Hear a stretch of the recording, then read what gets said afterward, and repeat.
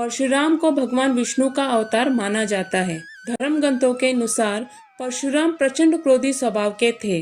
उन्होंने अनेक बार धरती को क्षत्रियों से विहीन कर दिया था। ब्राह्मण होकर भी परशुराम इतने क्रोधी क्यों थे? इससे जुड़ी कथा आइए जानते हैं। ऐसे हुआ भगवान परशुराम का जन्म। महर्षि भृगु के पुत्र रुचिक का विवाह राजा गांधी की पुत्री सत्यवती से हुआ था। विवाह के बाद सत्यवती ने अपने ससुर महर्षि भृगु से अपने और अपनी माता के लिए पुत्र की याचना की। तब महर्षि भृगु ने सत्यवती को 2 फल दिए और कहा कि ऋतु स्नान के बाद तुम गुल्लर के वृक्ष की तथा तुम्हारी माता पीपल के वृक्ष का आलिंगन करने के बाद ये फल खा लेना। किंतु सत्यवती और उनकी माँ ने भूलवश इस काम में गलती कर दी। ये बात महर्षि भृगु को पता चल गई।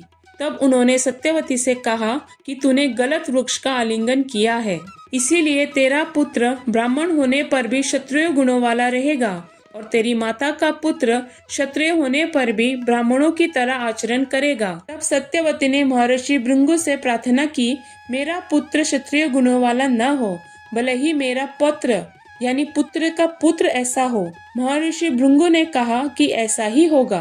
कुछ समय बाद जमदग्नि मुनि ने सत्यवती के गर्भ से जन्म लिया। इनका आचरण ऋषियों के समान ही था। इनका विवाह रेणुका से हुआ। मुनि जमदग्नि के 4 पुत्र हुए, उनमें से परशुराम चौथे थे। इस प्रकार एक भूल के कारण भगवान परशुराम का स्वभाव क्षत्रियों के समान था। राम से कैसे बने परशुराम? बाल अवस्था में परशुराम के माता पिता उन्हें राम कहकर पुकारते थे। जब राम कुछ बड़े हुए तो उन्होंने पिता से वेदों का ज्ञान प्राप्त किया और पिता के सामने धनुर्विद्या सीखने की इच्छा प्रकट की। महर्षि जमदग्नि ने उन्हें हिमालय पर जाकर भगवान शिव को प्रसन्न करने के लिए कहा। पिता की आज्ञा मानकर राम ने ऐसा ही किया।